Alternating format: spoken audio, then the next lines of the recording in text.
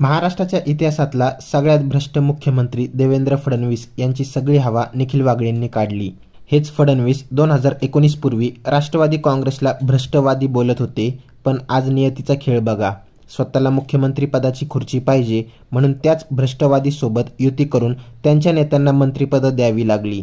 काँग्रेसच्या काळात पण राष्ट्रवादीचे नेते मंत्री होते आणि आता भाजपच्या काळात पण राष्ट्रवादीचे नेते मंत्री आहेत. सत्ता कोणाची पण असू दे, पण मंत्री राष्ट्रवादीचे. फडणवीसांना या सगळ्या मुलाखतीमध्ये एक प्रश्न विचारण्यात आला की तुम्ही एवढे भ्रष्टाचाराच्या विरोधात आहात, पण तुमच्या मंत्रिमंडळात भ्रष्टाचाराचे आरोप असलेले अनेक सहकारी आहेत, त्याबद्दल तुम्ही काय सांगाल?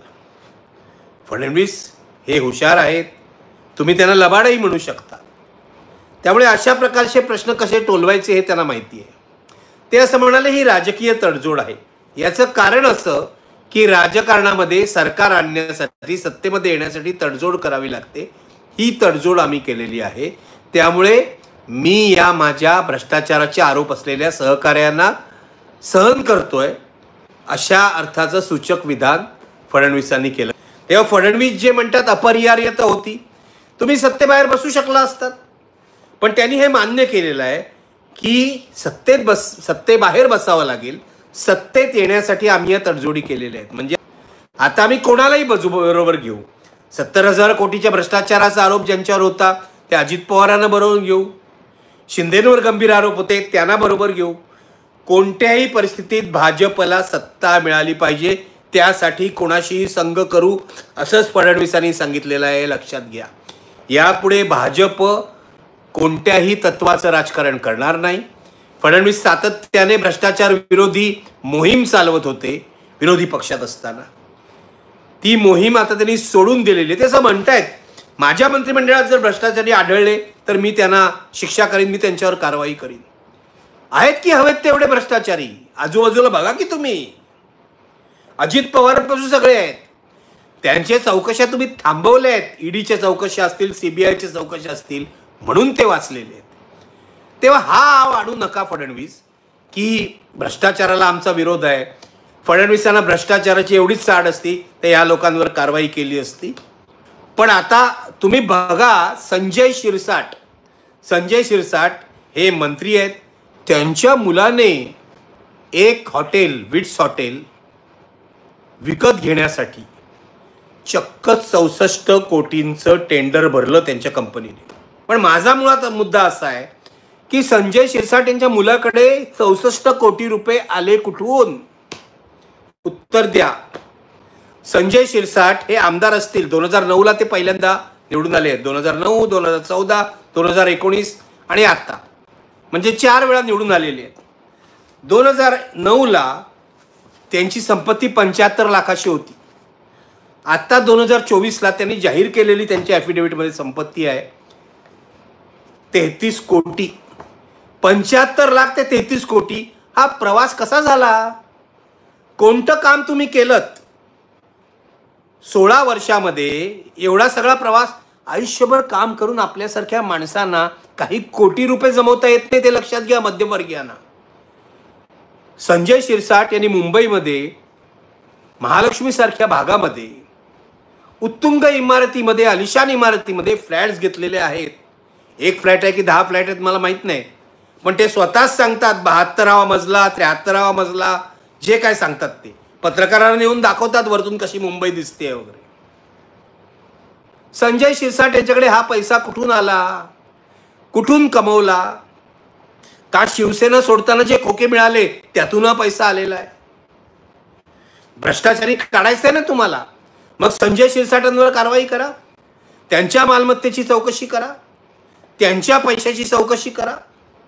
आणि गंमत म्हणजे संजय राऊत यांनी आरोप केलं, संजय शिरसाट इतके भडकले की ते म्हणाले माझ्याकडेही तुमच्या स्टोऱ्या आहेत, त्या बाहेर काढीन, मी घराला आग लावीन असं म्हणाले. कुणाच्या घराला माहित नाही, स्वतःच्या घराला की दुसऱ्याच्या घराला. पण ही भाषा आहे तुमच्या मंत्र्यांची. तुमच्या मुलाची भानगड बाहेर आली, त्यामध्ये मी पडत नाही कारण ती खाजगी भानगड होती, नंतर पटवापटवी केली तुम्ही, हे मला माहिती आहे. पण 64 कोटीचा हे जे प्रकार आहे, आले कुठून पैसे? एवढे फ्लॅट्स तुम्ही घेतलेत कसे? लावा बघू संजय शिरसाटांची चौकशी. राज्य सरकारतर्फे चौकशी तर होणार नाही. सीबीआय चौकशी होईल का? नाही होणार, कारण ते भाजपच्या आश्रयाला गेलेले आहेत. असे किती मंत्री आहेत या मंत्रिमंडळामध्ये की ज्यांच्यावर भ्रष्टाचाराचे गंभीर आरोप आहेत आणि बेतालपणे बोलतायत. घराला आग लावू, हे लावू, समजता काय तुम्ही स्वतःला? मला फडणवीसांना विचारायचं आहे, या मंत्र्यांची तोंड बंद करा. केवळ हेच नाही, दुसऱ्या बाजूला गिरीश महाजन काहीतरी बोलतो, उद्धव ठाकरेंची शिवसेना आम्ही संपवून टाकू. तुम्हाला सुपारी मिळाली आहे का उद्धव ठाकरेंची शिवसेना संपवायला? उद्धव ठाकरेंची शिवसेना संपायची असेल तर आपल्या कर्माने संपेल, किंवा वाढायची असेल तर आपल्या कर्माने वाढेल. सिद्ध होईल आता महापालिका निवडणुकीमध्ये. तुम्ही कशाला मंत्रिपदावर बसून धमक्या देतायत? मग संजय राऊतही त्यांना गांडू म्हणतात की काय म्हणतात? संजय राऊतांना पण स्वतःवर काही ताबा ठेवता येत नाही. मी तुम्हाला खरंच सांगतो, संजय राऊत सकाळची पत्रकार परिषद घेऊन या सगळ्या राजकारणाला दिवसभर आणि मीडियाला दिशा देण्याचा प्रयत्न करतात. तो त्यांचा जो प्रयत्न आहे तो गेले अनेक दिवस आपण सगळे बघतोय. तिकडे जातात टीव्हीवाले, ते एक विधान करतात, मग त्याच्यावर पुढचं राजकारण रचलं जातं वगैरे वगैरे वगैरे. पण कधी कधी संजय राऊत यांचा सुद्धा तोल सुटतो, हे लक्षात घ्या. आजपर्यंत सगळ्यात भ्रष्ट सरकार आहे. 6 महिन्याच्या घटनांवरून मी तुम्हाला सांगतोय. मीडियावाले अजून बोलत नाहीयेत म्हणून अनेक गोष्टी बाहेर येत नाहीयेत. फडणवीस आपली स्वच्छ प्रतिमा घेऊन वावरत आहे तिकडे, पण त्याला काही अर्थ नाहीये, कारण आतमध्ये ज्या गोष्टी चालल्या आहेत त्या हळूहळू बाहेर येतील आणि 1 वर्षानंतर महाराष्ट्रातल्या जनतेला पश्चाताप होईल की आपण या अशा प्रकारच्या नादान लोकांना मतं दिली, हे लक्षात घ्या. यांची पात्रता नाही सरकारमध्ये बसण्याची. फडणवीस तर बदनाम झालेले आहेत, त्यांची विश्वासार्हता कमीच झालेली आहे. मी वारंवार बोलतोय, त्यांची विश्वासार्हता कमी झालेली आहे. कितीही त्यांनी आव आणला तरी विश्वासार्हता कमी झालेली आहे. परवा मुंबईमध्ये जेव्हा गळती झाली मेट्रो स्टेशनला, वरळीला, आता कारणं देत आहेत त्याचं काम पूर्ण झालं नव्हतं वगैरे वगैरे. अरे काम पूर्ण झालं नव्हतं तर तुम्ही उद्घाटन का केलं? कारण तुम्हाला राजकीय श्रेय हवं होतं म्हणून तुम्ही उद्घाटन केलं. नंतर कसली कारणं देतात आणि मेट्रोच्या मॅनेजिंग डायरेक्टर सुद्धा मोठे खुलासे करतात. काम पूर्ण झालं नव्हतं.